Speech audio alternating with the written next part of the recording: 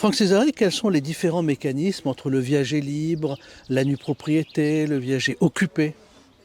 Alors en fait, comme vous le dites, on a trois mécanismes essentiels qu'on met en place en fonction des objectifs spécifiques du vendeur. Le plus fréquemment utilisé, c'est le viager occupé. Le vendeur vend son bien, il en conserve un droit d'usage et d'habitation perpétuel. Ensuite, il va percevoir un bouquet le jour de la signature de la vente chez le notaire. Et ensuite, une rente viagère sécurisée, fortement défiscalisée, la vie durant.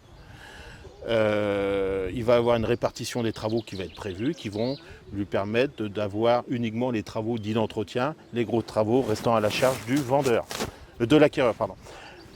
Ensuite, on a le viager libre. C'est à peine 10% du marché du viager. En fait, c'est un bien qui est libre de toute occupation du vendeur. Cependant, ça peut être un viager libre avec un locataire en place. C'est ce qu'on appelle viager libre avec perception des loyers par l'acquéreur.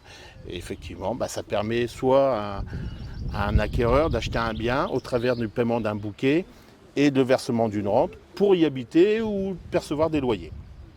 Et ensuite, on a un mécanisme qui est de plus en plus utilisé, c'est la nue propriété. Alors, c'est un abus de langage parce qu'on n'est pas réellement en démembrement de propriété. C'est-à-dire que vous vendez le bien avec une réserve de droit d'usage et d'habitation.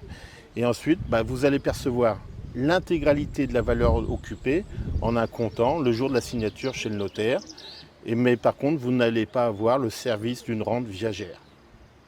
Voilà de manière très générique les trois modalités les plus utilisées. Et en fonction des objectifs du vendeur, on va appliquer telle ou telle méthode.